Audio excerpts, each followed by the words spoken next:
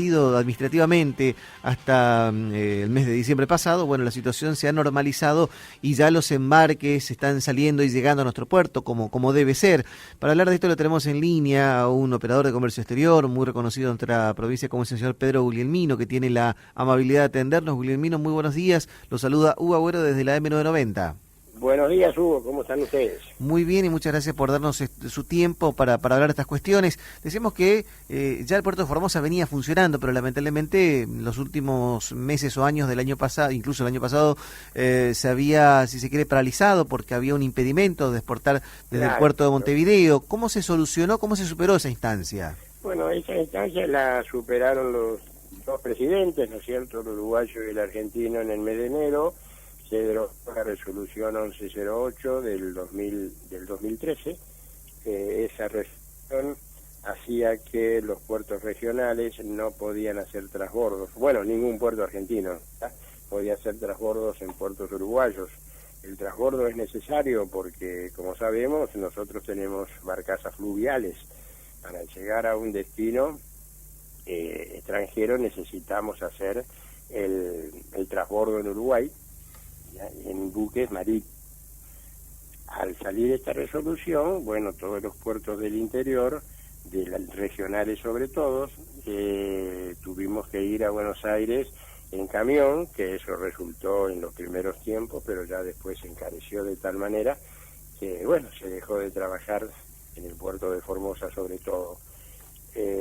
Y bueno, esto hizo, ¿no es cierto?, el parate de este casi año y medio, que estuvo el puerto inoperable, por ese sentido, porque no atracar barcazas, debido a que son barcazas de bandera extranjera, paraguaya en este caso, que está por el río Paraguay, y esas barcazas no podían hacer el transbordo en Montevideo, y por lo tanto no pudimos tener regularizado el puerto.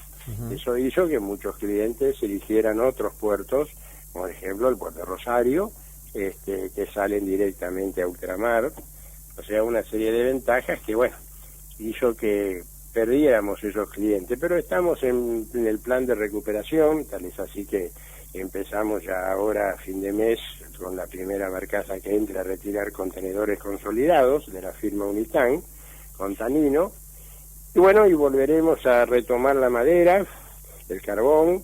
Eso son cosas que todavía estamos, digamos, atrayendo otra vez de alguna manera a los clientes para que vuelvan a trabajar por el puerto de Formosa. De hecho, anteriormente a estas disposiciones que trabaron lo que era la posibilidad de utilizar nuestro puerto, justamente por lo que usted estaba explicando, tengo entendido que incluso algunos empresarios salteños aprovechaban nuestro puerto para exportar sus productos.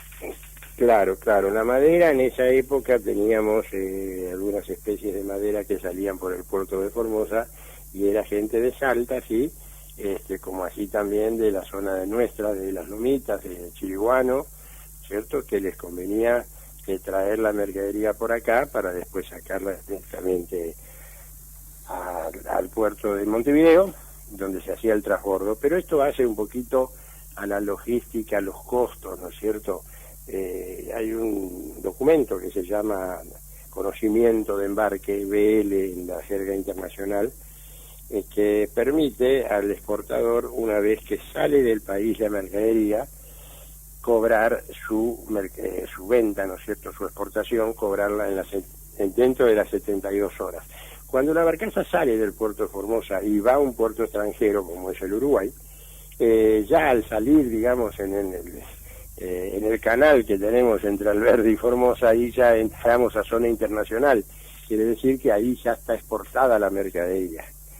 Y puede el cliente, el exportador, puede hacerse de ese documento que le permite cobrar en el banco, como digo, su exportación. En el caso de que vayamos a puertos argentinos, por ejemplo, de Formosa a Buenos Aires, la mercadería todavía no sale del país. Sale cuando recién de Buenos Aires a aguas jurisdiccionales, digamos, internacionales, mejor dicho. En ese caso, se nos iba a esas, en vez de cobrar en 72 horas, con los 40, 45 días el exportador. Todas estas cositas hicieron que perdiéramos los clientes en el puerto de Formosa. Seguro. Y ahora, con esta nueva perspectiva, ¿cómo se avisora este tiempo donde incluso hasta, si se quiere, climáticamente el puerto estará favorecido? Digo, el problema que por ahí en algún momento del año tienes cuando el río está muy bajo, pero por las fuertes lluvias y este tiempo de crecida, esto sería imposible al menos en los próximos meses. No, es el tema de la bajante, que es lo que más nos preocupa, ¿no es cierto?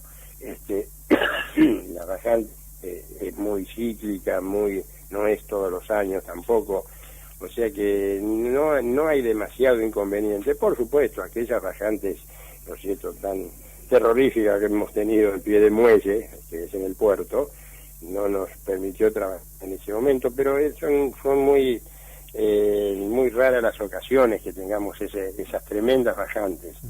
El agua está, por supuesto, quizás haya agua de más, ¿no es cierto?, se espera más agua. Espero no tener el problema contrario, poder llegar con la grúa al lugar donde tenemos que colocar los contenedores, porque claro, el agua sube y el barrio cada vez está más arriba, ¿no es cierto? Seguro.